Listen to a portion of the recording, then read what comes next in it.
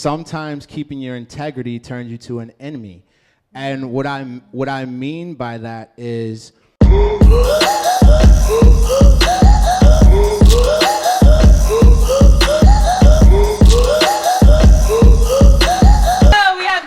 Crosby here from the 76ers. What's up, Christian? Who wants a t-shirt? I'm just kidding. I mean, I don't know if Christian needs that much of an introduction, but you are an amazing content creator in real life and online. Christian hosts, floor host of the 76ers. I don't know how many times you do that a year, but in front of thousands of people. And also has over 200,000 people online that follow him, and also is doing music and is also doing content with like TV shows and brands, and is living the life, truly. I'm not as cool as you're making me sound, but I appreciate it. Thank you. I know you've been in the Sixers for like 10 years, right? A decade? Yeah. Decade? So from the dunk stuff, like how long did it take you to get on the floor to get to the position you have now with the responsibilities you have now? All right, so I'll tell this story really fast. I was just the super intern kid, like the kid that everyone got along with. I made every mistake that you could make. I just never made it twice. I was very accountable.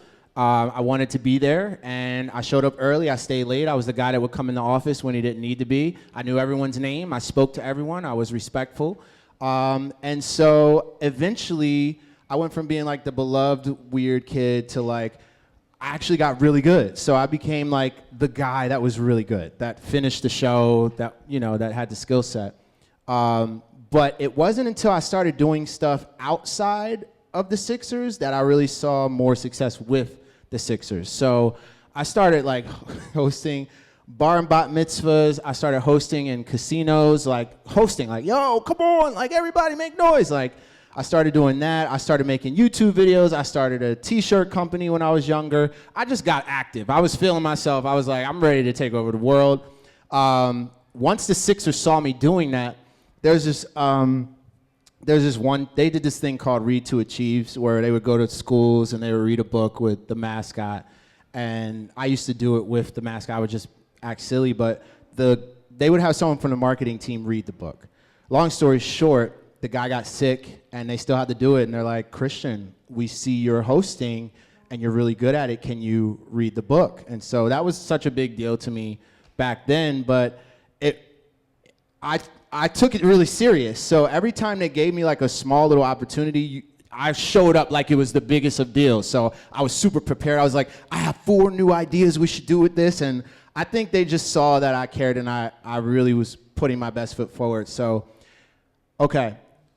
The lockout happens with the NBA, and a lot of people, unfortunately, got let go.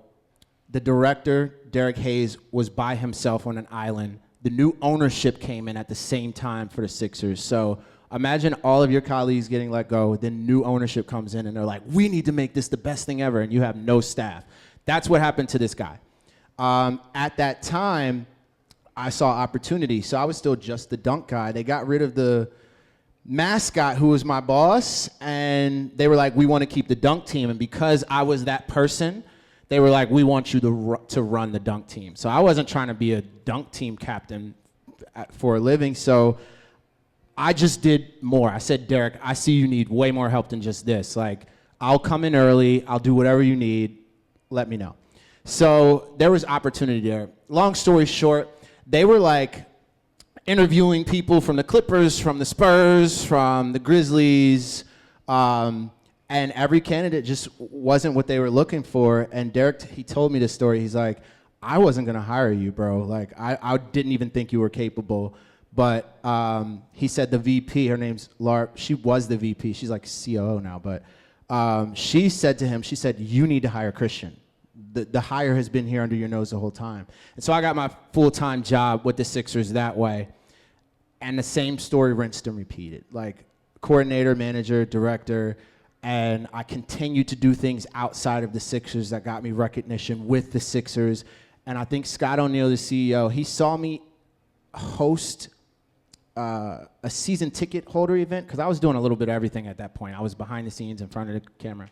And he's like, you're too good at this. Like, you need to be our host. I didn't even audition. He just said, you're our in-arena host. And from there, that's when things really started to pick up for me when I got the opportunity to be the in-arena host for the Sixers. Wow. Okay. So I want to hear about, because like on my part of my journey right now as a content creator, I'm having a hard time communicating value and then leverage. And so I feel like a lot of what you're saying, like it sounds like it was intentional in how you showed up, or is it just who you are? Like what's the strategy? I was so lucky to grow up with two parents who always told me, don't do anything that lacks purpose. So although I wasn't smart enough to have a plan with the Sixers, I was really not that bright. I think just subconsciously, I would just do things that I knew would equal to something good. I didn't know what it would be or how it would help me, and I wasn't even planning or being strategic back then. But I think subconsciously, I was making decisions that in my mind would add to something positive versus something negative. And I was smart enough to at least know that. What I will say, speaking to social media, people ask me all the time, how are you getting all these deals? Because they go to my page, they see I only have like 160,000 followers, and they're like, I don't even see people with more followers doing this many deals and stuff. Like, what are you doing? Like, what people don't realize is that, to your point, sometimes I've made brand videos for brands that didn't even know I existed. I made the video first. Sometimes I took the initiative, made the brand video because I wanted to work with them, and then sent it to them and said, yo, I love your brand, would love to do something like this with you. That is a thing. Like, you can do that. And that's when I talk to people about like how to start, that is one of the best things that you can ever do, is show your value. Like, if you want the job, do the job. And I think like the story I just told of my journey with the Sixers, I always was doing the job before I got it. I never just got an opportunity. Like, well, that's not fair to say, but I always did more than what was expected of me, and that always helped me get to the next thing. It's the same thing with social media. So, I mean, that's super inspiring. I needed to hear that, absolutely. Like, but I also want to know what challenges are coming with working with these brands, working with the 76ers, staying authentic to yourself, communicating your value. Like, how do you balance all that? That's a great question. And this gets me excited talking about this, because integrity is like one of my core values. So I would probably be way richer or way further ahead if I didn't keep or maintain my integrity. But what I would lack with more money, I would lack respect, I would lack value, and I would lack, what's a good word? A foundation, a real firm foundation. And working with the Sixers, just off rip, there are things I can't say, can't do, can't post, places I can't go or can't be seen going to. I represent a brand that has a standard of an image and of a voice. And to represent that brand for that long period of time, you can imagine the opportunities that I could have had or that I've had to say no to because it didn't align. You have to make a decision who you are first before you become successful. Successful is different to everyone, right? To me, being successful is being successful being you. People are successful being not them. People are successful doing bad things, but I don't believe there's happiness there. So you have to first choose who you want to be, right? And if you want to be an a-hole, be an a-hole. If that's who you are, be an a-hole. If you're happy in that position, sure, whatever. Do what makes you happy and stick to it. But if you're not an a-hole, don't be an a-hole to become successful, because that's not who you are. And you'll never, whether you make $1 million, $1 trillion or not, that's not what I define as success. You're forever trapped in something that's not real. That's misery. And you'll find a lot of times that these successful people, when you talk to them, are miserable. They're not happy because they're not living a real life. They're living a life they have to live to be successful. Does that make sense? So for me, I learned that early. I'm so lucky to have learned that early. And now that I'm saying it out loud, like, how did I figure that? That's actually crazy. But there is pain that comes with sticking to who you are, because to accept who you are means you have to accept who you aren't. That hurts. I want to be like that guy. I'm never going to be that guy. I have to accept that. That sucks. Like, this is my life we're talking about. I want to be that guy. That looks like something I want for my life. I will never be that guy. I have to accept that. That hurts. But on the other side of that pain is a happiness that I don't see many people on this earth having. That's the happiness that I want. Now, if I can make money and do that, I'm winning. So I figured out that if you just master the thing you are, you actually can acquire the things that you probably desire in these other things you're looking at and comparing yourself to. And so keeping your integrity is a long game. It's not a short game. You're never going to win in a short run. You're going to see everyone around you winning. They're going to be having more fun. They're going to be getting this, and they're going to be getting that, and they're going to be doing this, and they're going to be doing that, and you're going to feel like no one sees you and no one cares, but little by little, you are building a foundation of happiness and of true success. Whether that's $1 trillion or $100,000 or whether it's this or that, it doesn't matter. It's what you are. And once you accept that, what is there to worry about? So it has been extremely hard working for the Sixers, trying to also do what I love and also do new things and also be successful or be appealing to people because, it's just like it's tough, and you have to accept that. And if you're not about that life, don't do it. You're wasting your time. Go follow the trends and go like this, and you probably will make money. You probably will be successful. I'm not saying that's not possible, but one thing I will guarantee you is you will not be happy. You will not be happy, and I can guarantee you that.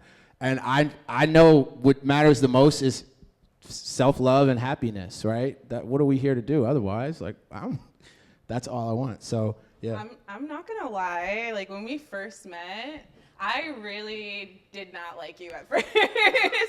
Guys, I'm gonna just put it all on the table. I love this. This is good. I really appreciate so that. Real, yeah, because I didn't understand all of this. I truly didn't. You know what I mean? So I'm just meeting you for the first time, and then one of his friends asked for a picture, and he's like, "Guys, no, I don't want pictures by alcohol." And I'm just like, why is this? I don't even know who you are, or what are you doing? What is this guy saying he doesn't want? We're having a fun time, and he's ruining it. That was immediately my thought. You know what I mean? And I eventually, followed your friends, ended up following you. He's jumping off a plane with Red Bull. And I was like, he's a brand. I'm out here making these misconceptions, not liking you. And I just know that that's not the only story that you have of, the misconceptions that people have about you. So I want to, hear more about that. What are some misconceptions or some, obstacles that you face with having to represent all of that? So I just put this new song out called Done With Y'all. And one of the lines, that's so corny, right? One of the lines in my song is sometimes keeping your integrity turns you to an enemy. And what I mean by that is sometimes as life progresses, you change and you learn new things, you desire new things, and you want new things for yourself. And those things that are true to you or that matter to you start to conflict with people you love or things that you're currently doing that you love doing, or family or whatever it is. You start to grow. And in order for you to stay true to you and keep the integrity that you're maintaining as you're growing and evolving, you have to realize that you actually might be perceived to some people as the villain or as the enemy because you used to do this, now you're doing this. Who do you think you are? Or you used to say this, I know you was talking like this before and you was about this life. Now you're on this, who do you think you are? And to some people, it might be perceived the wrong way. In that situation, I was trying to protect my brand, right? I don't promote alcohol. I don't promote drinking. I don't promote partying. That's not my voice. That's not what I want to give to the world. So if I know we're taking a picture, I'd prefer not to have alcohol in my hand. Yeah. And, you have to accept that. You have to accept that you may be the enemy to some people, and that's their story. It's not your story. So you don't have to accept that, but you have to accept the fact that others may believe that about you. I'm going to share this. My favorite quote that I live by is, and Will might have stole this from me because I've seen him steal this from me at other places he speaks at, but he got it from me. I didn't make this up though. It's, whatever. It's everything speaks. This is a quote. It's everything speaks. And then you break down that quote, and it's everything speaks from the food that you eat, to the music you listen to the way that you dress, to the friends that you hang out with, to the things that you watch on TV, to the content you consume on social media, to the tone of your voice. Everything speaks. Then the quote ends by saying, "What are you saying?" That right there, when I heard that for the first time, changed my life. Because in that moment, who cares? No one's thinking about you that much, Christian. Get over yourself. No one's going to look at your picture and think, why is he holding? Everything speaks. Whether it's direct, literal, subconsciously, everything talks, right? So let's say you stand for this, but if I go to your social media page, what are you actually saying? Like, what are you saying? This is important to any content creator that wants to make any type of impact. Everything you're doing speaks. You know what I hate the most? I see the most positive videos, but they put a popular song because it's popular and because they know that song's gonna make the video trend more, and that song has the most explicit, ridiculous N-words, B-words, this word, like, but you say you're this, but you're doing this song. Like, I see church Christian posting, because it's a trend, like, that doesn't make any sense. And like the people that are aware, that are alert, are paying attention. And they are, people are looking at stuff. And I think we don't give enough credit to people are watching. And you know what? If the right person comes to your page at the wrong time, you're done. You just missed your lifetime opportunity because you weren't being intentional. So I live by that because it all does matter. And I think I think that's why I've been able to find success. I don't think I'm the greatest rapper. I don't think I'm the best actor or even best content creator. I think people can feel and sense the genuine, real me in everything that I do. And people, even if they don't like it, they go, all right, I don't like that, but he's doing his thing. You know what I mean? I get that respect because they can feel how real it is, even if they don't like it. Wow. Okay. You just spoke on so many things. I think people don't realize, like, when they think of social media and they probably look at your page, they're looking at you like, oh, he's just a rapper. He's just like talking on the floor of the 76ers. And to talk to you now and see that there's more depth to you and there's more intentionality behind your page. Like, you didn't just get to 200,000 followers or to where you're at because like you're just this cool, funny guy. You know what I mean? Like, it was like you were strategically, like, being yourself, holding on to your integrity, being, like, the most intentional person that I know, like, the way that you held your boundaries. Like, it's who you are, and that's why you are where you're at, and I'm so proud of you. Thank you. Yeah. Are you trying to, like, make me cry in front of all these killing people it. right now? Don't do that. You're killing it. Thank you. I really appreciate that. One of the audience questions, they wanted to know, like, what's it like working with a brand, or do you have a brand story that you want to share with us? A brand story that I want to share. Yeah. Don't feel like you have to say the brand.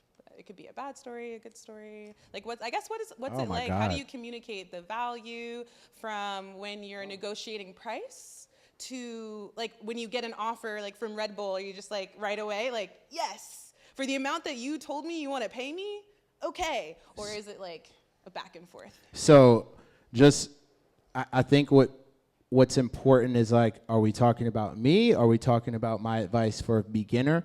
If you're starting out, keep your integrity, but do as many things as you can.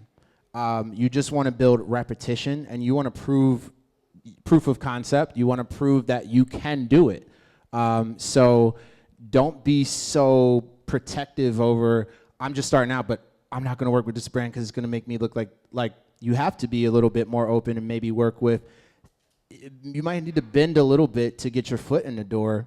Don't bend too much, like I just said, but you might have to bend a little bit to get your foot in the door. You might have to do more work for little or nothing. That's cool in the beginning.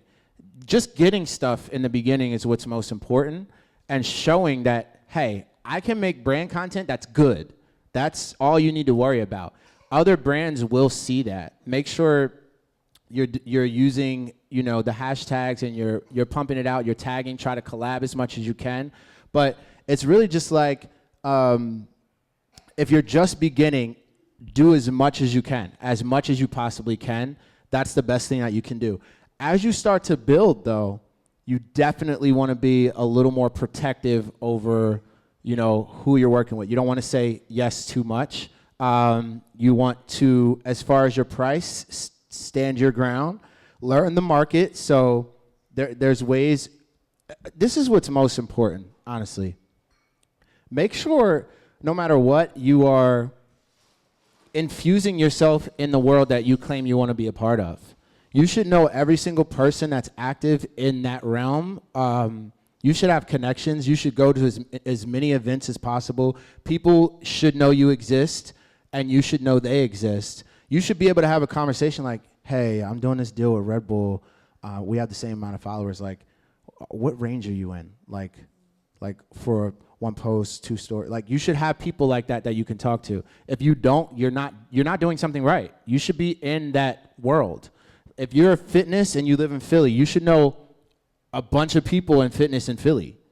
If you don't, you're on an island by yourself. You're gonna post, but it's gonna be hard for you to grow and learn your market. So set your price at a good place. But if you think you're better than everyone you're competing with, then up your price. But stand on that. Know that people are gonna pass on you, and stand on that, because somebody's gonna pay it eventually if you're what you say you are.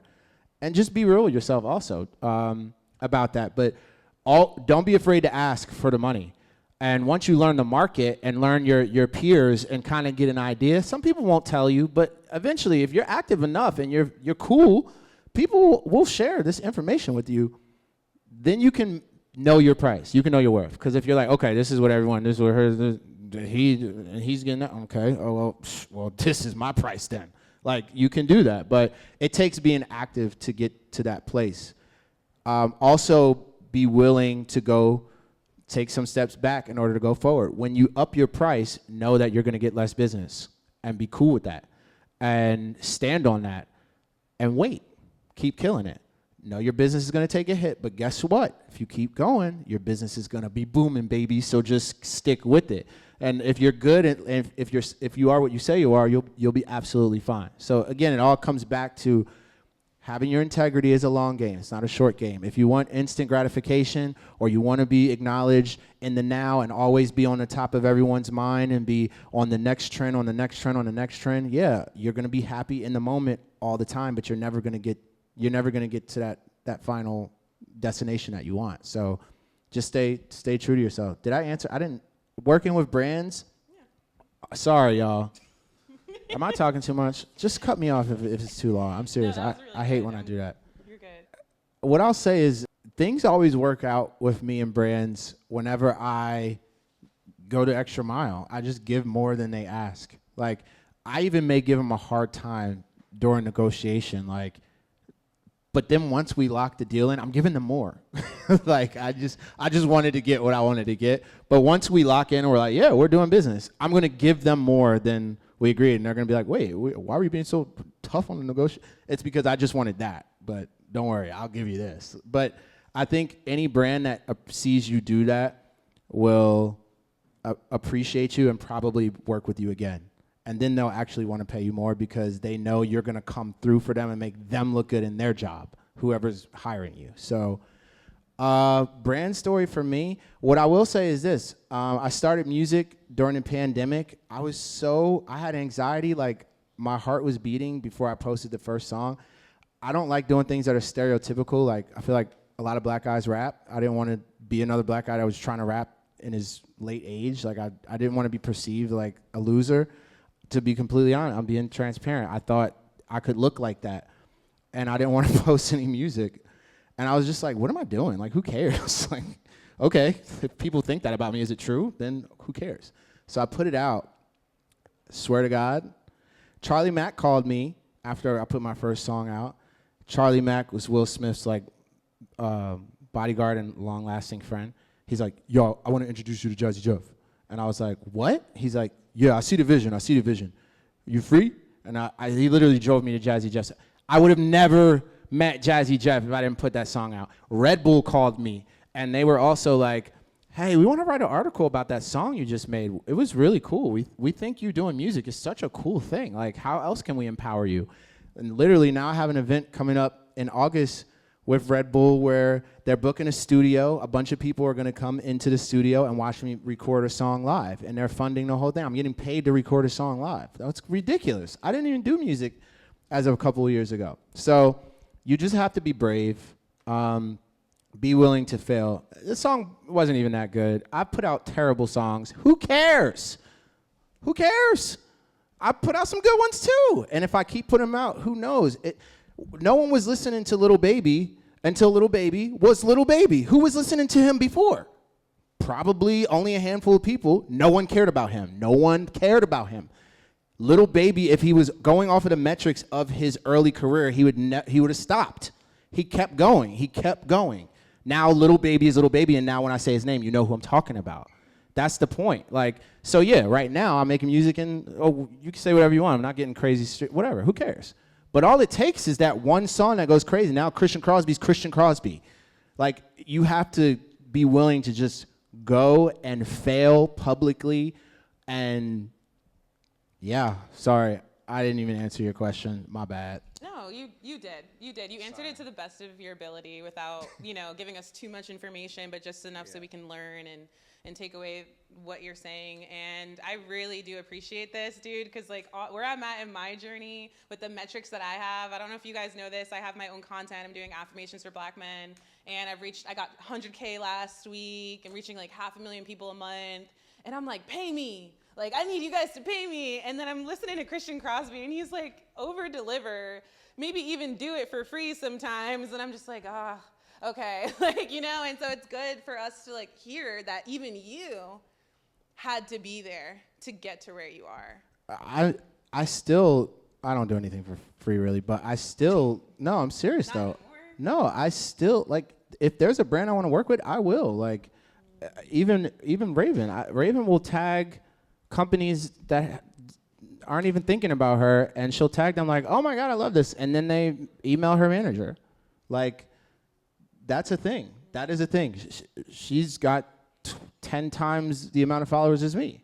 Like, shout out Raven. Shout out to Raven, y'all. Shout out to Raven. So yeah, you always humble yourself. Like, if you've never worked with this company before, why would you let them pass you by? If you know you're dope and you know you can bring value to this company, and they're trying to use you, but you're still early in your career, let them use you and use them. Not only do you get validation from working with them, but you're going to do so good for them that they're like, oh my God, we got to work with her again. And then they're going to finally give you what you want, or maybe close to it. So don't be afraid to give your services. Prove yourself. Yeah. Prove yourself. Christian, thank you so much. Oh, thank you. No, I appreciate it. Thank you. Your time is so valuable. We really appreciate it. Totally Give me a fine. round of applause.